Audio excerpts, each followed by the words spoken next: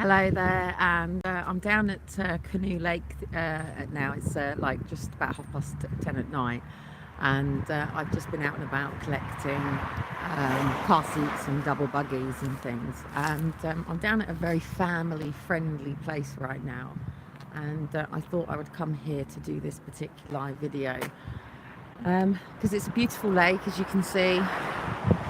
And this is a place where a lot of families come, and it's a place where a lot of single people sit and watch families go by and think about the days when they may meet somebody, get married, and have children. There's also a lot of people who walk around who are couples who can't have children, and they walk around hand in hand, probably having conversations about um, how they're going to have children, how they can have a family.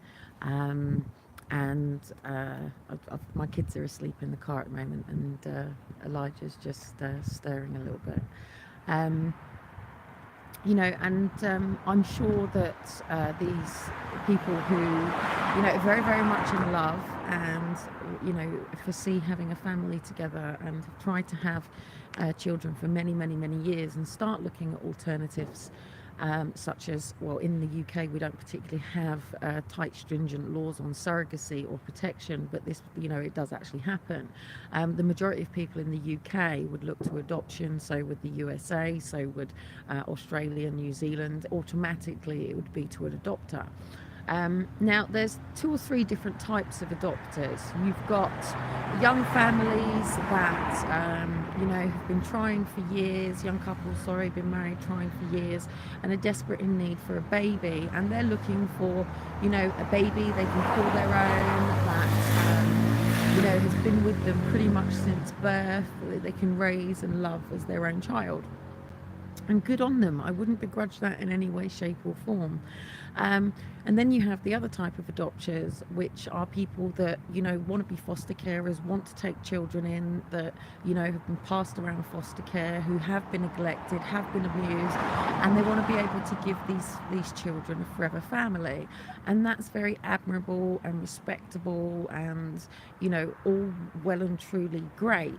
But the problem is that children in the UK and around the world are being unlawfully removed and taken, and then they are going up for adoption orders and placed for adoption. Now, in October over here in the UK, they will start with their adoption drive, usually around the 15th of October until about the 24th. Sometimes they start a little bit earlier. And in America, they tend to start in November.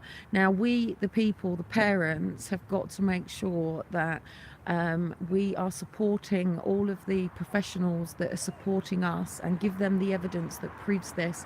I'm going to be at a meeting tomorrow where evidence is going to be pulled on the amount of removals. But to all the adopters out there, because I'm going to call this quick because I've got a lot of traffic going by me, to all the people that are thinking about adopting, I ask you to speak to the parents.